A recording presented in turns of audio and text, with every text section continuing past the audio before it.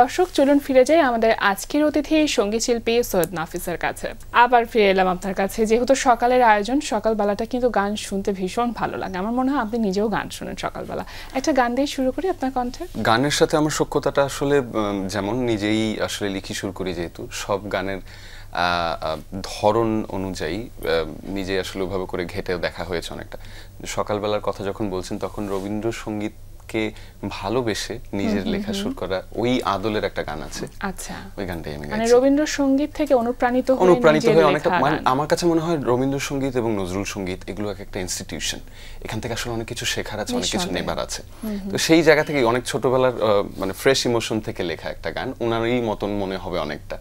শ্যাওলা ধরায় আমার মনে কার বিরহে করুণ সুরে বাজে বিনা শিহরণে ভেসে বেড়ায় নীল গগনে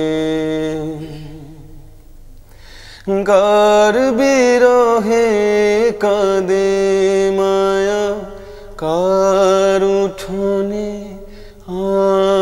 আমার ছায়া ভেসে ওঠে মল্লিকা সেই কোন সুবাসে রোজ সকালে রবি হাসে শ্যাওলা ধরায় আমার মনে। সুন্দর। আচ্ছা, নিজের যখন গান লেখা হয় বা সুর করা হয় সেটা তো নিজেরই গাওয়া হয়। কখনো নিজের লেখা বা সুর করা গান অন্য কেউ গেয়েছে এমন তো হয়েছে নিশ্চয়ই? গত কোরবানি ঈদে তিলোত্তমা নামে একটা ড্রামা, বলবো না ওয়েব ফিকশন বলা উচিত, কেএস এন্টারটেইনমেন্টের ইউটিউব চ্যানেল থেকে এসেছিল। তো সেখানে আমার সৌভাগ্য হয়েছে আমার নিজের লেখা সুর করা এবং সঙ্গীত আয়োজনে স্মৃতি সাহা এবং ইমরান মাহমুদুল গান গেয়েছেন। আমার অবন্তী সিথিও ওই ওয়েব ফিকশনই একটা গান করেছিলেন, কিন্তু দুর্ভাগ্যবশত প্রডিউসার কলে ওই গানটা রিলিজ হয়নি। আমরা দুইজনই একদম আলাদা আলাদা করে ওই গানটা ফুল ফিমেল ভার্সন এবং মেল ভার্সন করেছিলাম। ইমরান মাহমুদুল ভাইয়ের সাথে 2016-17 দিকে মেঘের ডানে নামে একটা গানের কাজ করেছিলাম ধ্রুব মিউজিক স্টেশনের ব্যানারে। সেখানে আমাদের এই মুহূর্তে মুম্বাইয়ের খুব জনপ্রিয় সঙ্গীত শিল্পী মধুপন্থী বাগচি, উনিও গান গেয়েছিলেন আমার লেখা সুর করা বাংলা গানে। তো করছি, আমি বেছে কাজ করার চেষ্টা করি, কারণ আমার মনে হয় যে গানটাই আমি আসলে বানাবো ওটা যদি কারোর সাথে শেয়ার করতে যাই সেটা যাতে আসলে সবার কাছে কাছাকাছি হলেও গ্রহণযোগ্য হয়। থাকে না আসলে জনরা বা স্বাদ অনুযায়ী তো অনেক মানুষের অনেক ভিন্ন মত আছে, রুচি বোধ ভিন্ন, কিন্তু তাও আমি চেষ্টা করি এমন গান বানানোর যাতে আসলে সব ধরনের রুচি বোধের মানুষরাই বলে বাহ গানটা সুন্দর হয়েছে। সেই চেষ্টা চলছে এখন তো আপনার আসলে অনেকগুলো প্ল্যাটফর্ম নিয়ে মনে হয় কাজ করা হচ্ছে। গানের কথা যদি বলি তাহলে কোন কোন জায়গাগুলোতে এখন কাজটা একটু বেশি করা হচ্ছে বা মনোযোগটা বেশি দেওয়া হচ্ছে? প্রফেশনাল জায়গা থেকে সঙ্গীত শিল্পী যারা আসলে শো করেন অনেক বেশি, তাদের জীবনধারাটা বা জীবনযাপনটা একটু ভিন্ন। আমার ক্ষেত্রে যেটা হচ্ছে, আমি মিউজিকটা শুরু থেকেই করি খুব অফিসিয়াল ফরম্যাটে, বা অ্যাটলিস্ট চেষ্টা করি করার, মানে অনেকটা বিওয়াইওবি মানে বি ইউর ওন বস টাইপের। সেক্ষেত্রে আমি এই মুহূর্তে কাজ করছি জিঙ্গেল ইন্ডাস্ট্রিতে, টিভিসি ওভিসির মিউজিক, যেটা ওটা খুব সিরিয়াস একটা জায়গা, 8-10 ঘন্টার মধ্যে অডিও সার্ভ করতে হয়, টেস্ট ইমোশন সবকিছুকে ওই অল্প সময়ের মধ্যে সার্ভ করতে হয়। সো নিজেকেই সব যন্ত্র বাজাতে হয়, বেশ চ্যালেঞ্জিং ওই কাজটা, খুব খুব। এবং তার পাশাপাশি বিগার চাঙ্কে যদি বলি, আমার সবসময় ইচ্ছে ছিল সিনেমাতে কাজ করার। তারই ধারাবাহিকতায় এবার রাশিদ পলাশের রংবাজার নামে একটা সিনেমা আসছে, সেখানে আবহ সঙ্গীতের কাজ করছি। সামনে আশা করি আরো কিছু সিনেমার সাথে আমার এভাবেই আবহ সঙ্গীতের এবং লেখা সুর করা গান সবকিছুর সাথে সক্ষতা বাড়বে সেই অপেক্ষায়। মানে এখন তো আবহ সঙ্গীতে কাজ করছেন, কিন্তু প্লেব্যাক করা এই বিষয়টিতে কাজ করা হচ্ছে কি? প্লেব্যাকের বিষয়টা আমি অনেক আগে একটা সিনেমা করেছিলাম, কিন্তু সেই সিনেমাটা আসলে তেমন একটা সাড়া ফেলেনি। ডিরেক্টরও নতুন ছিল, নায়ক নায়িকাও ওই সময় নতুন ছিল, তারা মডেল হিসেবে আসলে পরিচিত ছিল। এবিএম সুমন এবং পিএ বিপাশার সিনেমা রুদ্র দ্য গ্যাংস্টার, এটা 2014-তে, তখন আমি ইন্টার ফার্স্ট ইয়ারে পড়ি। আমি পড়াশোনার পাশাপাশি সিনেমার গান করেছি, ওই সময়ের ইমোশনটা অনেক ডিফারেন্ট। তো হলে গিয়ে হ্যাঁ নিজের লেখা শুরু করা গান দেখছি, মানুষ তালি দিচ্ছে, তো ওই এক্সপিরিয়েন্সটা হয়ে গেছে আমার। তবে এরপর একটা লম্বা গ্যাপ গেছে, কারণ আমরা 2015-16-তে ইউটিউবের একটা রেভলিউশন দেখি, তখন ইউটিউব বেসড কাজগুলো আসলে বেশি করা হয়েছে সিনেমা থেকে। আর একটা অসমাপ্ত সিনেমা আছে যাযাবর, সেই সিনেমাটা প্রডিউসারদের মধ্যে দ্বন্দ্ব হবার কারণে এখনো বেরোচ্ছে না। ওখানে আমি ওই সময়কার ভালোই ফেমাস বলবো সানামপুরীর কাজ করেছি সহ আরো অনেক বড় বড় শিল্পীদের জন্য কিছু গান বানানো ছিল, প্রায় 10টার মতো গান। ওই সিনেমাটা রিলিজ হয়নি, তো ওই ডিসঅ্যাপয়েন্টমেন্ট থেকে সিনেমা থেকে একটু দূরে ছিলাম, বাট এখন আবার সিনেমার প্রতি ভালোবাসা বেড়েছে। পেশাগতভাবে তো আপনি গানটাকে বেছে নিয়েছেন, আর যে কোনো ক্যারিয়ারের একটা বিষয় হচ্ছে আপস অ্যান্ড ডাউনস থাকবেই। তো সেই জায়গাতে আপনার কাছে কি মনে হচ্ছে যে কোন জায়গাটা আসলে খুব বেশি পিক টাইম, বা কোন জায়গাটাতে আপনি আসলে খুব বেশি ফল করেছেন? আমার ডাউনফল বা আঘাত পেয়ে পড়ে যাওয়ার বিষয় যদি বলি, শিল্পী তো সংবেদনশীল মানুষ, সেক্ষেত্রে অবশ্যই heart break is one of it. এবং সেটা তো মানে ওই হৃদয় ভাঙার অনুভূতির আগেও যে কিছু কষ্ট থাকতে পারে, সেই কষ্টটা যদি আমি বলি তাহলে ওইটা একটু বললাম, আমার পরিবারের সাথে আসলে একটা দূরত্ব তৈরি হয়ে যাচ্ছিল গানের কারণে। তো ওটা আমি একটা ডাউনফল হিসেবেই ধরে নেবো, কারণ বাবা মার সাথে ওই বন্ডিংটা যখন মিউজিকের কারণেই কমে যাচ্ছে, তখন আসলে আমি একটু প্রথম বোধহয় একাকিত্বটা বোধ করতে শুরু করলাম। এরপরে শিল্পীর যে কমন ডিলেমা থাকে যে মানুষ তাকে বুঝতে পারে না, সেই জায়গা তো আছেই। আমার সবচেয়ে বড় ডাউনফলটা হয় কোভিডের সময়। আমার বাবা যখন মারা যান ডিউরিং কোভিড, খুব স্বাভাবিক, পিতৃহীন এ শহরের জীবনটা একটু অনেক কঠিন। ওই দিন থেকে বোধহয় আরেকটু বেশি বুঝতে পারলাম। Again gets a bit sad, তা আমার বাবা মারা যাবার 14 দিন পরে আমার ছোট বোনকেও আমি হারাই।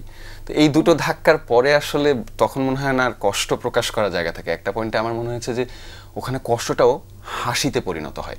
নানান রকম চড়াই উতরাই এবং জীবনটাকে একটা ভিন্নভাবে দেখতে পারার যে একটা অন্যরকম ক্ষমতা একজন শিল্পীর, সেটা তো আসলে একদিনে তৈরি হয় না, সেটা একটা দীর্ঘ পথ চলার পরে এসে তৈরি হয়। আপনার মতন একজন শিল্পীর আসলে তৈরি হওয়ার শুরুটা কিভাবে হলো? খুব আননোয়িংলি আমার আশেপাশের, ছোটবেলায় তো অবশ্যই পরিবার আগে, তারা আমাকে গানের দিকে বা সুরের দিকে এত বিক্ষিপ্তভাবে মানে ধাবিত করেছেন, ওটা আসলে তারাও বোধহয় বুঝতে পারেননি। ছোটবেলায় দেখা যায় যে বাবা মায়ের পছন্দ তো ভিন্ন হবেই, এবং তারা ভিন্ন ভিন্ন গান শুনবেনই, কিন্তু তারা শুনছে ঠিক আছে, আমি যে ওইটার সাথে কিভাবে মিশে যাচ্ছি সেটা আমি নিজেও টের পাচ্ছিলাম না। যে বললাম, কখনো মা শুনছে বলিউডের গান বা আমাদের এখানকার সিনেমার গান, বাবা শুনছে পাকিস্তানের গান, আবার দুইজনের পছন্দ হচ্ছে ব্যান্ডের গান। এরকম করতে করতে আমারও মিউজিক্যাল টেস্ট আসলে ওই জায়গায় গ্রো করলো। আমার মনে হয় গান শুনতে শুরু করার যে সময়টা, মানে আমরা যখন গান বুঝতে শুরু করি বা শুনতে শুরু করি, ওই সময়টা একটা মিউজিশিয়ানের জন্য অথবা একটা শ্রোতার জন্য, দুইজনের জন্য আসলে খুব ক্রুশাল। কারণ ওই সময় আপনাকে কি দেয়া হবে বা আপনি কি গ্রহণ করবেন তার উপরে ভিত্তি করবে শিল্পী হিসেবে অথবা শ্রোতা হিসেবে আপনি আসলে কোথায় গিয়ে দাঁড়াবেন। শুরুটা অবশ্যই গান শোনা দিয়েই। আর লেখাটা শুরু হয়েছে যখন গানের স্কুলে আমার মা ভর্তি করে দিয়েছিলেন। ক্লাস 3-তে আমার এক বন্ধুর সাথে গান লেখা শুরু করি। ওই তখন থেকে ক্ষুধাটা, অন্য কারো গান গাইতে গেলে আমার মনে হতো সে তো লিখেছে, সে তো সুর করেছে, তার গান, আমার গান না তো। মানে আমার মনে হয় নিজের সৃষ্টির প্রতি নিজের দাবিটা বেশি থাকে, এই চাওয়ার জায়গা থেকে অধিকার বোধের জায়গাটা বেশি থাকে, সেখান থেকে বোধহয় গান লেখা শুরু। সাধারণত এরকম হয় যে ছোটবেলায় ছড়া লেখা বা কবিতা লেখা এই বিষয়গুলো কাজ করে, আমার মধ্যে ছিল সেটা।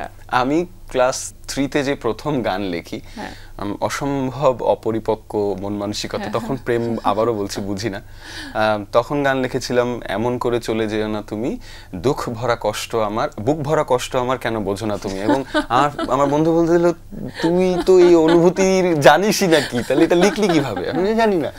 তো আমার মনে হয় শিল্পের সবচেয়ে সাবলীল আকার বা আকৃতি হচ্ছে যখন আসলে সে কোনো কিছু দ্বারা বাধা না পড়ে একদম স্বাভাবিকভাবেই চলে আসে, সাবলীল ভাবে সবকিছু প্রকাশ করতে। আরো অনেক গল্প করব, কিন্তু তার আগে আরো একটি গান শুনতে চাইবো আপনার কণ্ঠে। কোনটি শোনাবেন? আবারও সুযোগ পেলে তো সবসময় নিজের গানই শোনাচ্ছি। এখন আমার নিজের লেখা শুরু করা আর একটা গানই গাচ্ছি। এই গানটা আমার খুব পছন্দের। জানালা খোলা রেখো না, ঢুকে পড়বে স্মৃতির জোনাকি, ওরা জ্বলবে স্বপ্ন জুড়ে, বলবে আমাদের চিনতে পারো কি। রাত কিছু ঘুম, চোখে স্বপ্নের আঙুল, ছুঁয়ে দিলে ফিরে আসা দেয়। হয়তো হবে কিছু ভুল ভাঙানো তোমার জন্য শেষ কবিতা, তবু একটু যদি দেখা মেলে তোমার দোলে শরীরের ছবিটা, উড়ে যায় পাখিরা কিছু মেঘের ছদ্ম নামে, বেনামে অজানায় অজানায়। বাহ, আপনার এখন তো প্রত্যেকটা আর্টিস্টেরই নিজেদের চ্যানেল থাকে এবং সেই চ্যানেলে আসলে গানগুলো রিলিজ করা হয়, তো নিজের চ্যানেলগুলো নিয়ে কি কাজ করছেন আপনি এখন? ওই যে বললাম, একটা সময় যাচ্ছিল YouTube was almost coming into form 2016-17 দিকে, তখন আসলে নিজের চ্যানেলের দিকে মনোনিবেশ করবার থেকে বেশি যারা আসলে চ্যানেলগুলো অনেক দ্রুততম সময়ে একটা জায়গায় নিয়ে যাচ্ছে তাদের জন্য কাজ করা হচ্ছিল বেশি, বিকজ ওখানে ইনভেস্টমেন্ট ছিল, মানি ওয়ার ইনভলভড। তো নিজে থেকে আসলে একটা ইউটিউব চ্যানেল দাঁড় করাবো তখন আসলে খুব একটা মাথায় ছিল না বা সিরিয়াসলি নিচ্ছিলাম না। হাওয়েভার 2017-তে আমি আমার ফেসবুক পেজ খুলি, but I was very much inactive. 2022-23 থেকে আমি ধীরে ধীরে ওখানে কন্টেন্ট দেওয়া শুরু করি, মানে কন্টেন্ট ক্রিয়েশনের আবার যখন ফ্লোটা আসা শুরু করলো। ব্যস্ততার কারণে সেখানেও আসলে তেমন একটা কন্টেন্ট দেওয়া হয়ে উঠতো না। আর এই বছর শুরুর দিকে আমি একটু ট্রেন্ড ফলো করতে গিয়ে একটা কাজ করি যেটাতে মোটামুটি একটা সাড়া পাই। জামাল কুদুর সাথে নয়া দামানলো এবং পাকিস্তানের হাওয়া হাওয়াই গানটার একটা ম্যাশআপ করেছিলাম। This goat viral in a way, কারণ কিছু গান আছে ভাইরাল হয় এতই ভাইরাল যে সবার কাছে একদম চলে যায় এবং মানুষ শুনতে শুনতে ওটাকে আসলে নষ্ট করে ফেলে, ওই রকম ভাইরাল না। এটা হচ্ছিল যে অ্যাকচুয়ালি মানুষজন শেয়ার করেছে, প্লাস যারা কন্টেন্ট ক্রিয়েটর দে অ্যাপ্রিশিয়েটেড আ লট, যে ইট ওয়াজ ক্রিয়েটিভলি কিউরেটেড। তো ওখান থেকে আমি একটু ইন্সপিরেশন পাই যে পেজে রেগুলার বেসিসে পোস্ট করবো, এখনো করছি। কদিন আগেও আমি জগজিৎ সিং এবং লতা মঙ্গেশকর ম্যামের গান কা খাজানাটা আপলোড করলাম লাইভ গিয়ে। তো আমি চেষ্টা করছি আমার মতো করে। একেবারে শেষের দিকে আমরা চলে এসেছি, আরো একটি তো গান না শুনলেই নয়, সুতরাং একটি গান শুনবো। তার আগে আমি দর্শকদের কাছ থেকে বিদায় নিয়ে আসি। আর আপনাকে অসংখ্য ধন্যবাদ আমাদের আয়োজনে আসবার জন্য। আপনাদেরকেও ধন্যবাদ এবং বাংলাভিশনকে অসংখ্য ধন্যবাদ এরকম সুন্দর একটি আয়োজনে আমাকে আমন্ত্রণ জানাবার জন্য। প্রিয় দর্শক, এতক্ষণ কথা হচ্ছিল অতিথির সঙ্গে, এবার সময় হলো বিদায় নেবার। আমাদের অনুষ্ঠান সম্পর্কে আপনার যে কোনো মতামত ও পরামর্শ জানাতে লিখুন এই ঠিকানায়। প্রযোজক দিন প্রতিদিন, Banglavision, note tower 110, Bir Uttom CR Dutta road, Dhaka 1205। Phone 96320304। আমাদের ইমেইল অ্যাড্রেস dinprotidin@banglavision.tv। ইংরেজ ইতিহাসবিদ জেমস ফ্রোদের একটি উক্তি বলে বিদায় নেব আজ। তিনি বলেছেন, অভিজ্ঞতা থেকে ধীরে ধীরে শেখা যায়, তবে সেটা ভুলের বিনিময়ে। প্রিয় দর্শক, সবাই ভালো থাকুন, সুস্থ ও সুন্দর থাকুন। আজ সারাদিন সবার জন্য শুভ ও কল্যাণময় হোক। এবার গান, আবারও নিজের গান স্বরচিত এই গানটি আমার খুব পছন্দের। এটা এই তিলোত্তমাতেই সাড়া ফেলেছে মোটামুটি। বাংলাদেশের পাশাপাশি ভারতেও আমি এই গানটার থেকে একটা খুব ভালো ভূয়সী প্রশংসা পেয়েছি। গানটির নাম হচ্ছে জানি না, লেখা শুরু করা, কম্পোজিশন পুরোটাই আমার। জানি না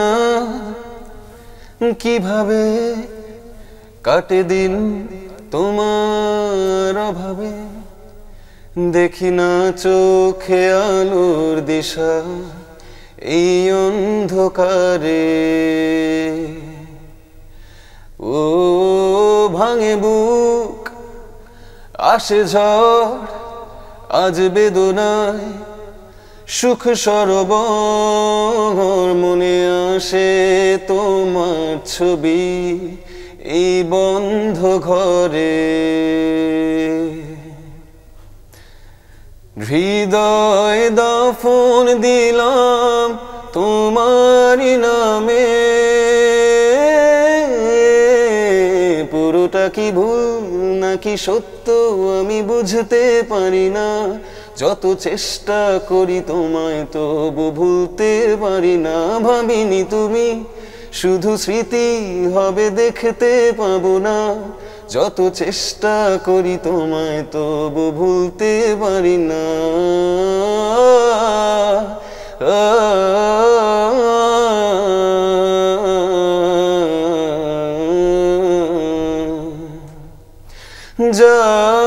আমি তা ভুলে গেছি, এ কেমন দুঃখের ছায়া। কোন আঘাতে গেল মুছে আমাদের প্রেমের মায়া। আমার দেহ মরণ খোঁজে তোমার মনে আয়না দেখে ও গো হৃদয় দাফন দিলাম তোমার নামে পুরোটা কি ভুল নাকি সত্য আমি বুঝতে পারি না যত চেষ্টা করি তোমায় তবু ভুলতে পারি না ভাবিনি তুমি শুধু স্মৃতি হবে দেখতে পাবো না যত চেষ্টা করি তোমায় তবু ভুলতে পারি না